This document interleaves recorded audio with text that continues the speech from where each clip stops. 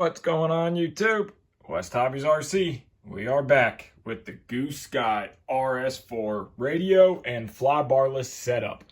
So we're going to go ahead, create a model in the IX14. We're going to pull the canopy back off of the RS4 and get ready to start setting this fly barless unit up. So go ahead, hit that like button, hit that subscribe button, and let's get started. So the first step is I created a new model and just named it. So simple, create a new helicopter model and name it. Now again, we are setting it up on the IX14.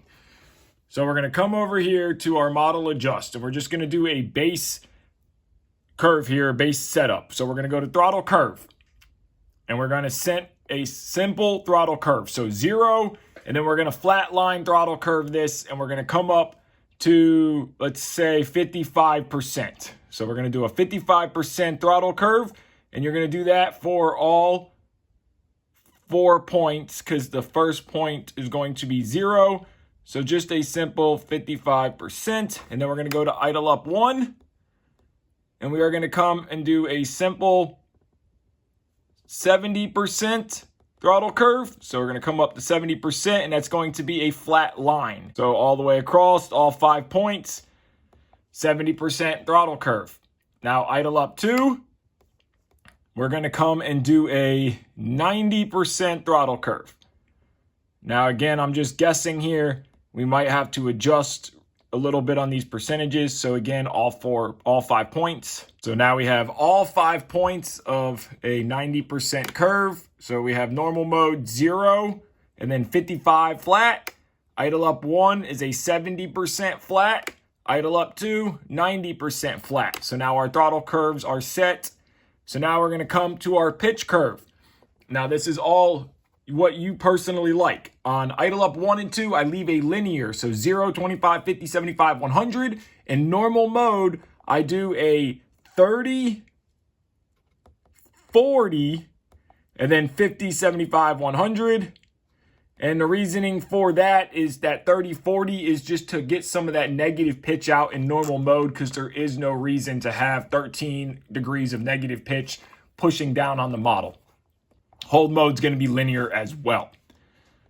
So then we're going to come back and we're going to go to model setup. We're going to go to frame rate using spektrum. We want a 10 because they're digital. So we want a hybrid 10 to 22 milliseconds. And then we are going to come down to our channel assign. And we are going to assign, me personally, I'm going to assign my B switch to the gear channel. So that's going to allow your auto level to be on this switch. Now, if you want your auto level and non-auto level, you can assign it to any switch that you like. That is done in channel input configuration, and that is channel 5. Channel 5 is the gear channel. Okay, so now we're going to come back through, and we're going to go to our flight mode setup, and we're going to hold mode. I put it back on my H switch. You can put it on whatever switch that you like. And this is also where you would reassign on flight mode, where you would reassign your flight mode switch. So if you don't want to put it here, you want to put it here, here, back here, whatever, you would do that here. I like my flight modes on B and my hold mode on H back here. So then we're going to come down to our timer, and we're going to set our timer up here. So now this is going to be however you like it. I'm going to set a 4-minute timer to start with. And then for the switch, I'm going to set it to my H switch and highlight it. So that way when hold mode is off, which is away from me, timer starts. When hold mode is on, timer stops. Now you can set your clear and your warnings, all that stuff. Timer clear, I put on this I switch. So when I hit this, it clears the timer. Now timer alerts, I like to go through, turn all this stuff off. You don't have to do this. This is personal options. And then for my alerts, I like to do a tone and vibrate on high. And again, this is all personal options. So now our timer is set up. Our timer clear is set up. I have the voice off. So if I turn the speaker up now, we can hear it. Hold. Normal. Hold. Normal. Stud 2. Normal. And then because I have the timer reset turned off, you don't hear nothing, but we can go back through and turn timer reset to voice, and now we are ready to go. Time remaining 3 minutes. Normal. And then if we back all the way out, we can see that when we Hold. Normal. flip hold off, timer starts, Hold. timer stops, Normal. Timer reset. timer reset. So now our base of the radio is programmed. So let's jump over to the flybarless. Now our next step is we need to bind our satellite receiver to our transmitter here. So a couple different ways you can do this. You can either buy a satellite with the bind button. Now, I don't know again if we can use SRXL2s, trying to get confirmation on that. But DSMX satellite, you can buy them with a bind button, you can buy them without. If you do not have one with a bind button, you have to bind it. That's where you would use a separate receiver or a flybarless unit, anything you have that can bind. This is an old DSM2, it'll work. So we need to plug our satellite port into this port right here for the satellite. We have it unplugged from the flybarless unit. We're just going to simply plug it right into our separate receiver here. So now we need to power this receiver. So I'm going to use an old 2S Life battery, and we're going to plug it into our receiver. Now we have a flashing light. You can see we have a flashing here and a flashing here. So now we need to put our transmitter into bind mode. Let's go ahead, hit bind. We're going to come to here, push and hold. Bind complete DSM to 11 milliseconds. Bind is complete.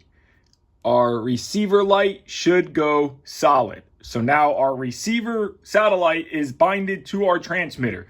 So now it is very important that you disconnect the bind plug before powering down the receiver. So now we can power down the receiver, we can unplug our receiver and plug back into our satellite. Now our satellite is plugged back in. Before we power up the model, you can do one of two things. Either remove your blades, main and tail, or disconnect your motor lead. So this is very simple, and this is what I'm gonna do. I'm going to disconnect the motor plug. That way it will not spool, and we don't have to worry about the tail or the main rotor spinning up. So now we can go ahead. Our radio is on. So our radio is powered up. We are in normal mode. We're gonna go ahead and power up the model. So plug your battery in and let it initialize. Now you're not gonna hear any motor beeping or anything like that because again, there is no motor plugged in. So now everything just came to life. Now everything should be working like it should. Positive, negative, left, right, back, forward. But we can see that our swash plate is a little crooked and our servos are not centered properly. So that is an easy fix. So we're gonna grab ourselves a small little driver, something to push this little button. And this is what we're going to be looking for. So we're gonna be going to this set button right here. We're gonna push and hold it for 3 seconds. So push and hold, 3 seconds. Now we got the blinking lights. Just like the Goosky S2, we can program via the lights and we do not need the Bluetooth, but we have it for more tunability. This right here is where we would set our speed. So you count the blinks, okay? It should be set to 5. 1, 2, 3, 4, 5. So I already know I want more. So that's rudder. So you're gonna use the elevator stick to raise and lower. So we're gonna go up 2. Count the blinks. So we're at 7. We're going to go up to 8. And then you're going to do that on all of them. Now you're going to push and hold this 1 time. Now we're at gyro. This is where you would adjust the gain. So if you want to lower or raise it. Okay, then we're going to push it again. And now we are at elevator speed. So same thing. Elevator stick up. We're going to go to 8. Now we're going to push it again. That's the agility. We're going to leave it factory for now. And that's the gyro gain. Leave it factory. Push it again. Now you can see we're at aileron. Same thing. We're going to go to 8 all the way around. And that again using the elevator stick. And then agility. Now we are at servo center mode. Now we're going to use our transmitter, and each stick is going to do a different channel, so a different servo. So channel 1, which is the front servo right here, this is channel 1, is going to be controlled off of the rudder stick. So if we move the rudder stick now, we can move it up to center the servo. So now our servo is perfectly centered. So we are 90 degrees now with our servo horn. Now channel 2 is the elevator stick. So now we can use the elevator to adjust channel 2. So now we're going to rotate the model around and we are going to look and we're going to use up elevator to get a 90-degree servo. So now our elevator servo is 90 degrees right there. And then now aileron stick is going to adjust, and I moved the rudder on accident. Now aileron stick is going to adjust channel 3, which is this side servo right here. So now you can see when we move aileron, the servo moves. So now we're going to bring it down to where our servo is 90 degrees.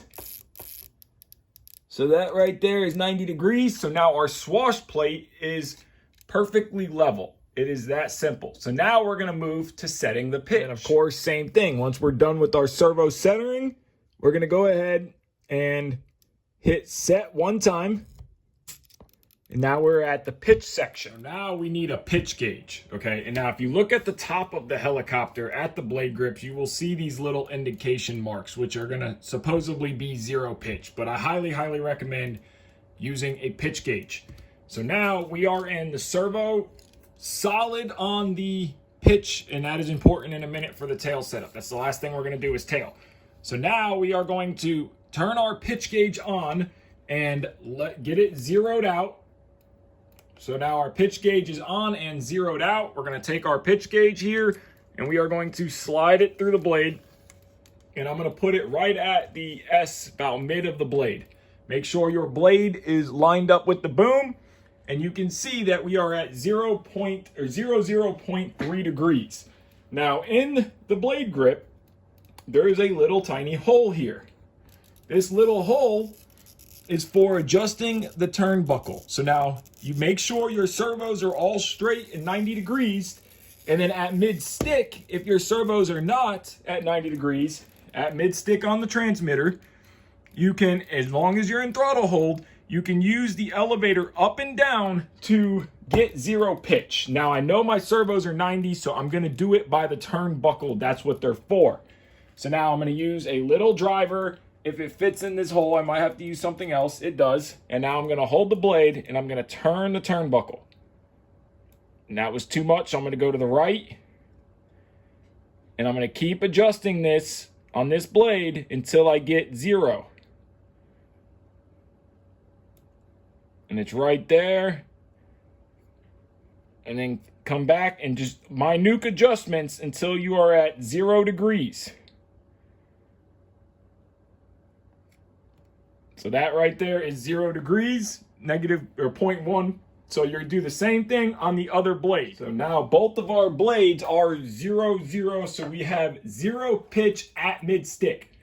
So now we are gonna take our transmitter and we are going to use our collective stick here and we're gonna pull down to negative and see what our reading is. It is factory 12 degrees, 11.8. So now I am going to use down elevator. So down on the elevator stick until I get to 13. That's where I want to run my pitch at, is 13 degrees. So right there, I'm happy, 13 flat. Now I'm going to go positive on my collective stick. And I'm almost there, right there, 13 degrees. So now I have a positive and negative of 13 degrees of pitch.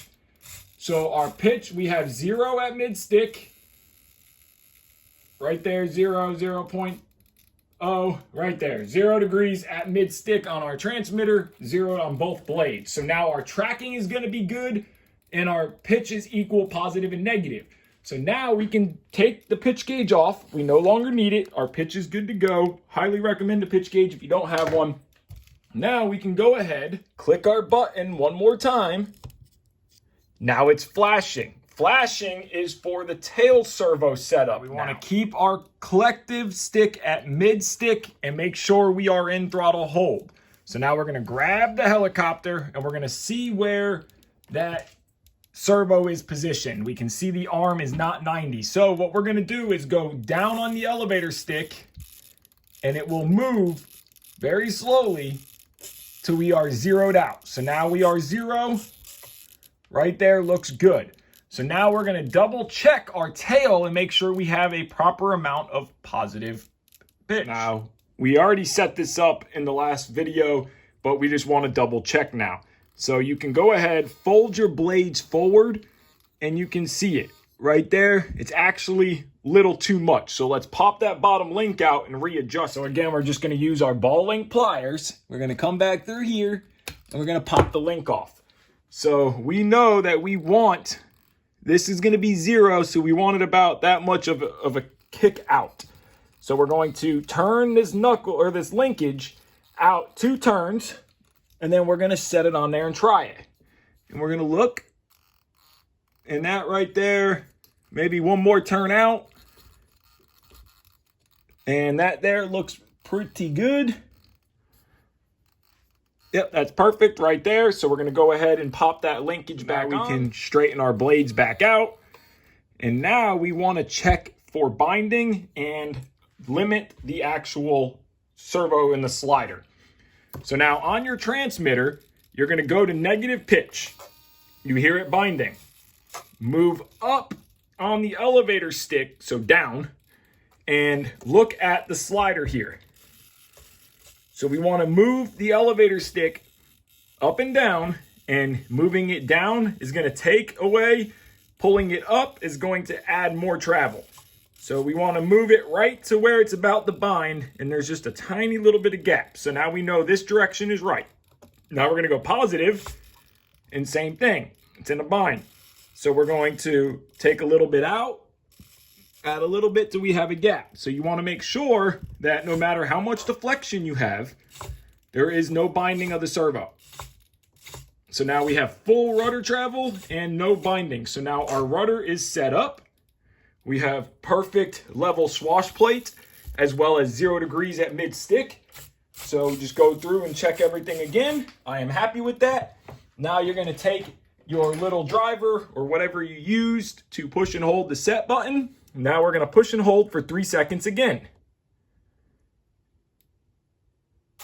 And now it has saved our programming in our flat barless setup. Now, one last thing we want to check and make sure is all of our directions are correct. Not only for our movement, but on the gyro itself. So if I go forward, swash plate should go backwards. If I go backwards, swash plate should go forward. If I go left, swash should go right. If I go right, swash should go left. Same thing with the tail unit itself. So you want to check. So if I move the nose to the left, we should be getting right rudder, which we are. If I move the nose to the left, we should be getting left rudder, which we are. So our tail direction is correct and our gyro direction is correct. So now, and yes, I know my satellite is flashing. It's because it was upset when I plugged it in, but power down and it's fine.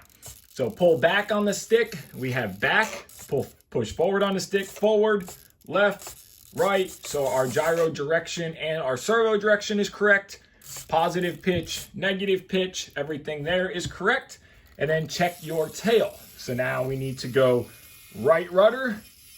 That is correct. The slider should go left, left rudder, slider should go right. So our tail is set up, our head is set up. So now our fly barless unit is set up. Now everything is working like it should. So our setup is done. It is very simple and very easy to set the Goosky RS4 up. Very, very impressed. Now we want to make sure auto level is working because like we did, we set it to channel 5, which is the gear channel. And I want all the way back is normal mode, auto level on. So we can see on our monitor here that gear, so positive 100 will be auto level on, 0 and negative 100 will be auto level off. So we can test that real quick. Auto level's on, we can pick the model up, and we can try to flip it upside down, and it should start holding that position of the swash plate. You see how it's holding it there? Now, if we flip into idle up 1 or 2, it's gonna be the same, and we rotate the swash plate now, it goes back to a level type of swash. It's not trying to fight and hold one direction. So now auto level is working. There you guys go. Very simple, very easy on setting up and programming the Goosky RS4 on a Spektrum transmitter. Now all Spektrum transmitters are going to be the same setup, just a couple different menu options, but it's going to be the same. So I can't wait to fly this thing. So if you guys haven't already, give this video a like, subscribe. Take care and have a great day.